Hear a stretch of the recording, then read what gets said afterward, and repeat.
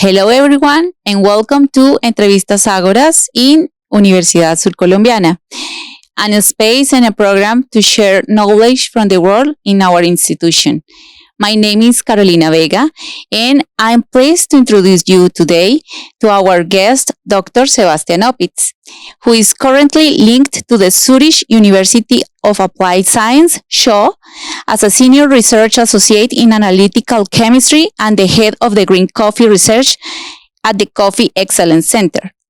Dr. Sebastian also researches the chemical composition of both green and roasted coffee, mainly with chromatographic techniques and the use of different types of detectors. Within this research, Sebastian has researched the influence of green coffee on coffee quality, focusing on post-harvest processing on the sensory profile. He also teaches in the CAS programs, or that means Certificate of Advanced Studies, addressing the topic that span from tree to trade. Currently, Sebastian works as a research partner with the Centro Surcolombiano de Investigaciones de Café, CESURCAFÉ, of the USCO Agroindustry Research Group, in the development of two royalty projects. So, after this presentation, tell us, Professor, why to study coffee? Why is that relevant? Why do you think that is important to make that kind of studies? Thank you for the kind introduction. I always liked drinking coffee, and in 2011 I had the chance to work in coffee. So I started in 2011 to work with the Zurich University of Applied Sciences with the Coffee Excellence Center. And then after a while I realized how much you can learn about coffee that I didn't know before. So it was not only roasted coffee, the analysis of roasted coffee, so different techniques, how you can study the aroma, either with instrumental analysis, but also with your own nose. So the sensory analysis is very important. And after a while, we also started to see that there is a link between green coffee quality and roasted coffee quality. And so we started to also look into the green coffee.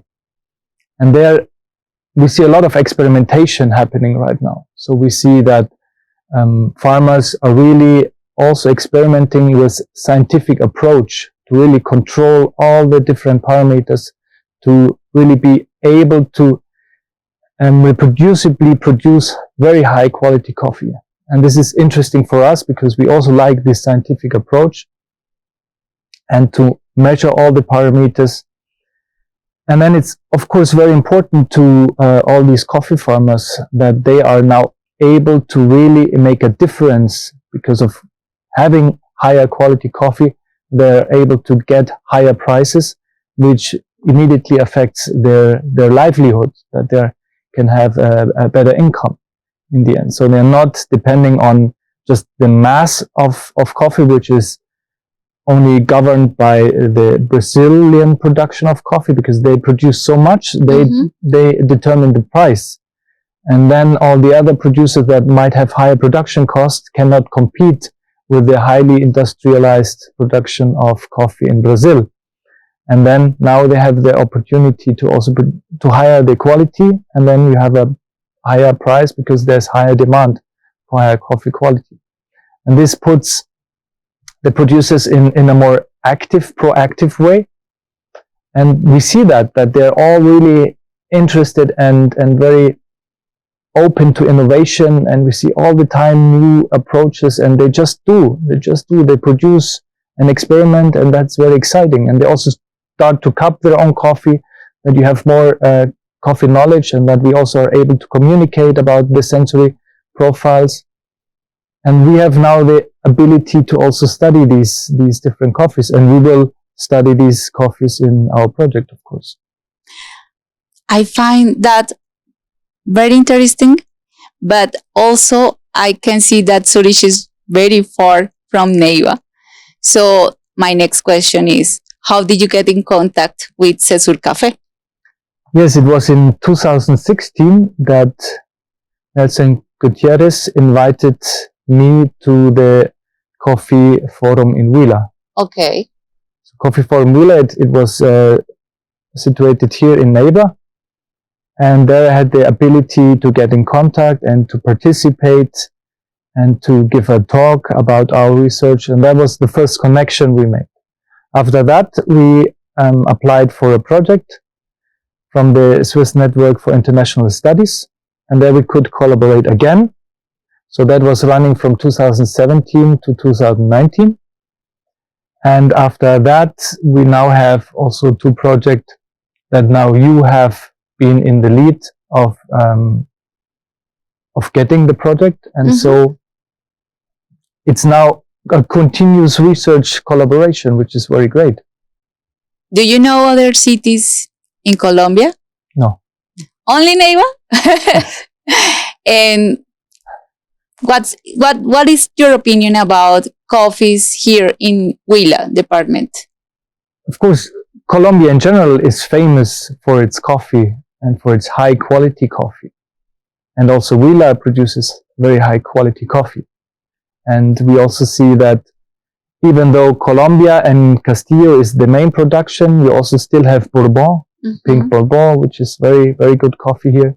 And it's also that now geisha is produced in the Huila department, and it's necessary that you have different varieties being produced and not only focus on Colombia and Castillo as very resistant varieties, but also try to keep the old and more effective to coffee leaf rust varieties like pink Bourbon, and also to try new varieties like geisha, because it has been proven that this variety is impacting sensory. You're able to produce higher quality with geisha on average. And so it's good to diversify in general. And I've seen two regions in Huila. I've been to Pitalito and to Palermo. And yeah, coffee is grown everywhere, so it's really amazing. Just travel a few kilometers and you're in a coffee region, nice coffee farms, and it's very, very exciting to be here. Okay, well, now we are going to some break, institutional break, and we'll come back soon to continue with this interview.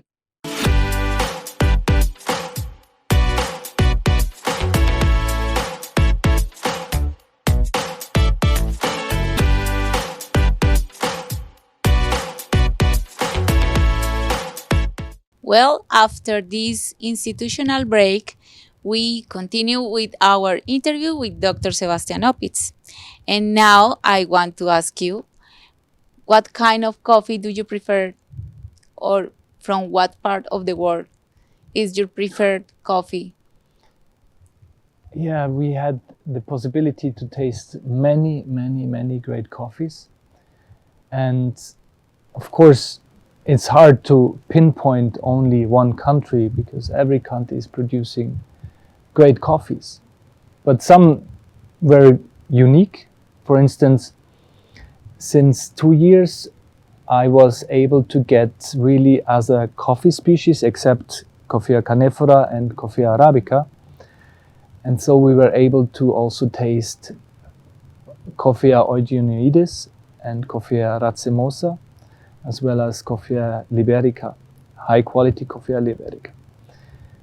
And this was exceptional because it opened up the sensory space in a way. That racemosa was very difficult to drink from a balance of the drink, so that it was very heavy and very rich, spicy, because as we analyzed, it contains a lot of terpenes. And so only the fragrance was very interesting, very complex and different, very, very unique. Whereas the taste balance was was difficult to achieve. We were able to optimize with roasting. But that was, for instance, a very unique coffee I was able to taste, as well as eugenioides, which was very, very sweet because it has less chlorogenic acids, less caffeine. So the bitter compounds are almost absent, and it was high in sweetness. And so that was also very and fruity because it was carbonic maceration, so a long fermentation that also improved the quality because it added high fruity level. And that was also special. When it comes to Canephora, we also see now fine Robustas more and more, so that farmers spend more time processing this coffee because it's usually the poorer brother of Arabica or poorer cousin of Arabica. And so farmers used to not put a lot of investment into the processing because it only added to cost, but it was not rewarded in terms of quality and price. But now they also start to do that, to do additional fermentation, carbonic maceration. And so it's exciting to also go into seeing that Robusta is going to be improved and is being improved at the moment. And so there is also that you have more high fruity levels and really also high acidity, which was hard to get in Robusta before. And Liberica, it's also that I've tasted very nice and fruity, highly fermented Libericas, because they have large beans, and because of the large beans, it's difficult to process. So they take a long time to dry, and when it takes a long time to dry, there's a higher risk that these coffees are affected during the drying, that they get moldy and earthy, and so it was always a high risk that you had defects in Liberica coffee. But now they really pay attention to the process and really dry it in dehumidified air, so really low humidity to have efficient drying, and you don't have to apply heat. Usually you apply heat so it dries faster, or you reduce the humidity so that it dries faster. And so also there it is really very interesting to see the advances in processing, the awareness of the importance of controlled processing. So it's also possible to improve this species. Arabica itself, I've tasted great Arabicas from Central America.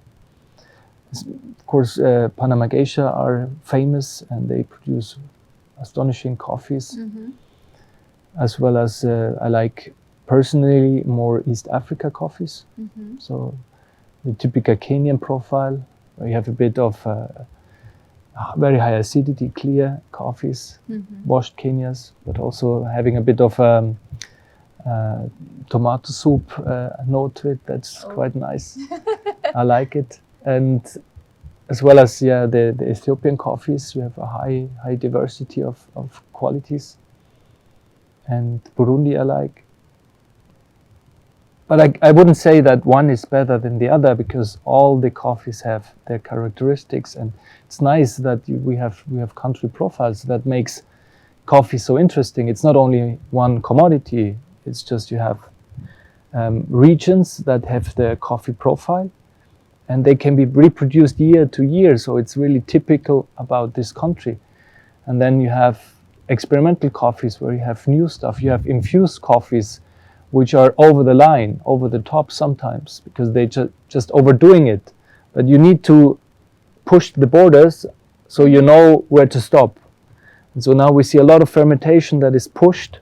Yeah. And maybe at some point we move back and find the best area where it's the best coffee. But you can say that exists a recipe for a production of a good coffee, or it can vary every time. Every production is different, or there is a recipe that you can get the same quality every time. It's possible? Yeah, for the average high quality coffee, like the typical country profiles, yes. There's a recipe. Usually when you do a standard wash process, you get a certain quality that is reproducible. But now with these advanced processing, we see that the knowledge is not shared. So they have their protocols, and they have arrived to this protocol with many trials in the past. And so they're experimenting with equipment they have on the farm and with processes. And at some point they optimized the process. But we don't know the details, because they also want to keep the competitive advantage of having this profile that suits their coffee. because you always have to think processing in combination with cultivation, so that the variety you cultivate goes in hand with the processing. In this moment, you are working with CESURCAFÉ in one royalty project who works with capsulas or capsulate or coffee pots. What is your opinion about this kind of technology and this kind of product of coffee into a capsulate, into a pot? What do you think about it? Well, Switzerland is famous for capsules because Nespresso started the capsule business in Switzerland and invented the capsules. And